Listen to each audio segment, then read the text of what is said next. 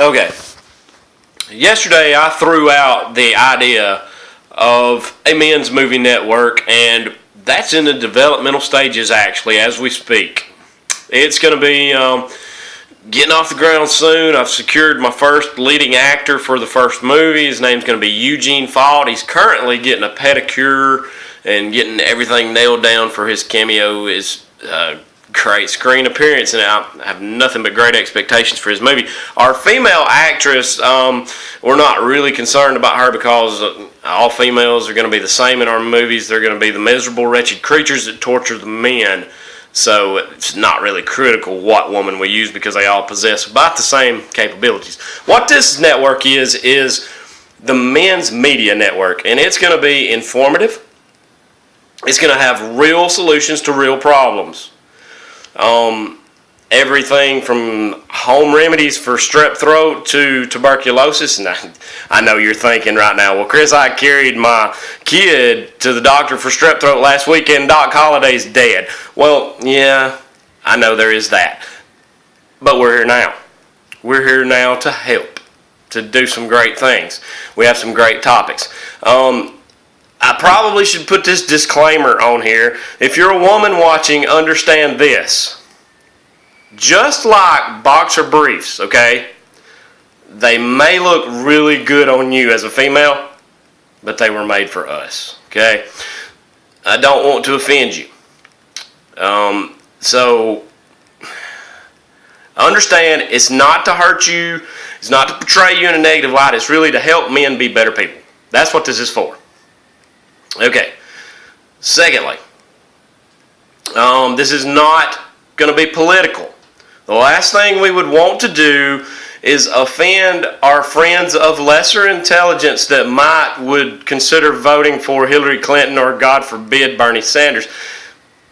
The blissfully ignorant or socially backwards people that they might be, we're not here to hurt their feelings in any way, ever. What we're here for is real solutions to real problems. That's our goal. Making men better men. And today's topic is a great one. It's to do with church.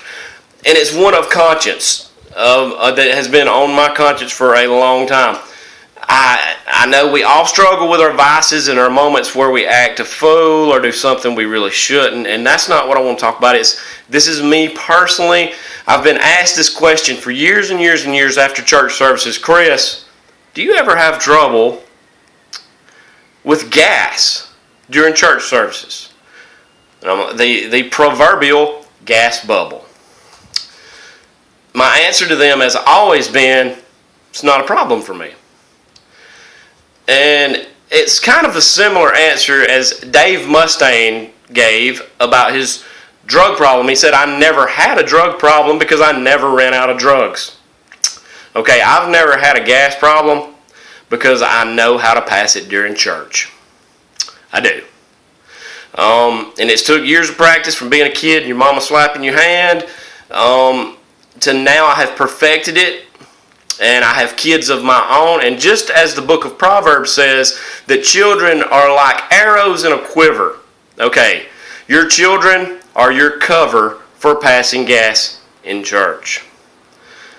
Nobody's going to get mad at a kid for dropping one. They're just not. Kids get a pass.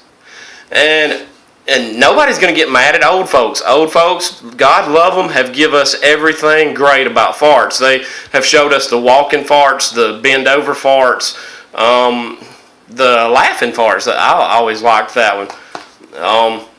They've gave us great things with farts, but nobody gets mad at old people either. It's us that are in the mushy middle that get in trouble for farting.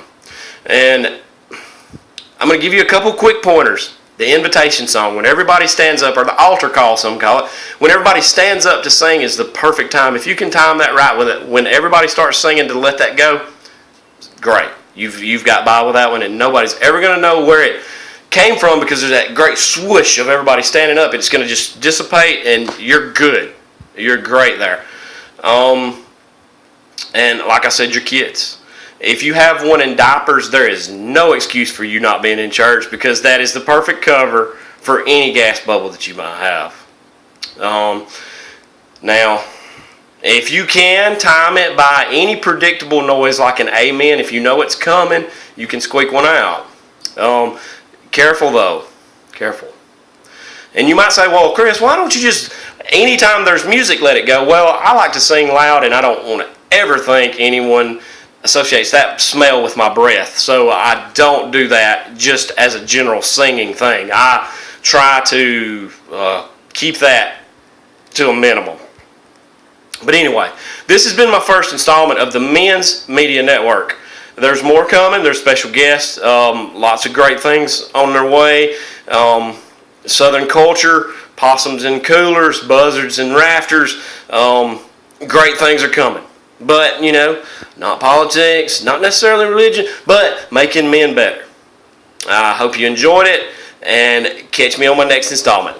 Love, peace, and chicken grease, and all my homies in the county in Cell Block 6, I hope I see you on the outside, not on the inside, unless it's the inside of a church. Love yins.